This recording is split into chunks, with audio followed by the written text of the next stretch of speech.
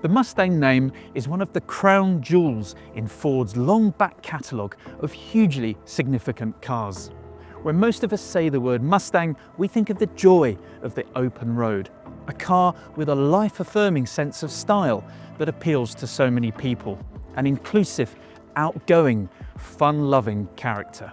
Since 2019, there's been a new kind of Mustang, the Mach-E, available in high-performance GT trim. As the name implies, it's an EV.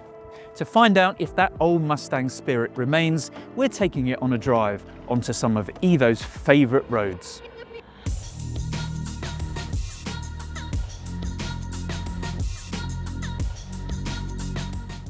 We start our journey here in the Trafford area of Manchester. Why? Because just down the road was once Ford's very first production plant outside of the North American continent, opened in 1911. The car it made, another icon, the Model T, the world's first mass-produced motor vehicle. By the 1930s, Ford needed a much larger site and opened a new factory down in Dagenham, just outside of London. After that, this Ford site took on a second life as an armaments factory in the Second World War. It became a centre of Rolls-Royce Merlin aero engine production, eventually making nearly 1,000 of them a month, and thereby a significant contribution to the Allied victory. Today, only a simple blue plaque commemorates both the Ford and aero engine history of the site, in an area that for many people is symbolised by a certain red-themed football stadium just down the road. It's a sense of history that's perfectly juxtaposed with the cutting-edge technology found within the Ford Mustang Mach-E GT.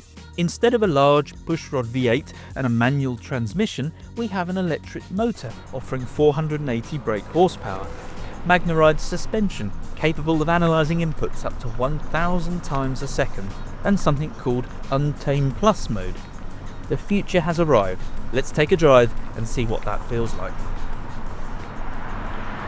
We've started with a full charge today in Trafford, so we have more than enough in the battery for what we need.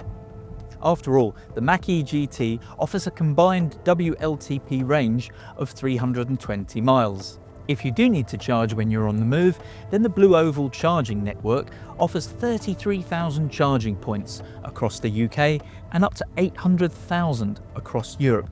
Better still, you can manage the entire process from the Ford Pass app.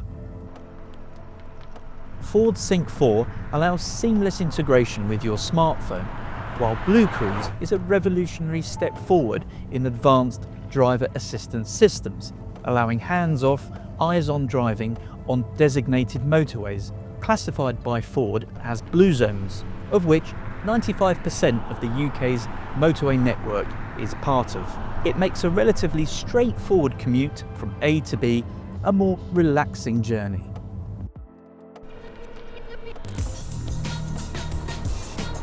The Mach-E breaks the convention of the EV crossover with a sloping roofline and pronounced haunches, giving it a more dynamic look. The GT model builds on that with its own styling kit, including a honeycomb front grille and 20-inch exclusive alloys shod with a bespoke Pirelli P0 tyre. The GT model benefits from Ford Performance sports seats, which offer a snug embrace, plenty of support and comfort for longer drives. This is a hushed, refined place to be, an ideal vantage point to admire this glorious scenery.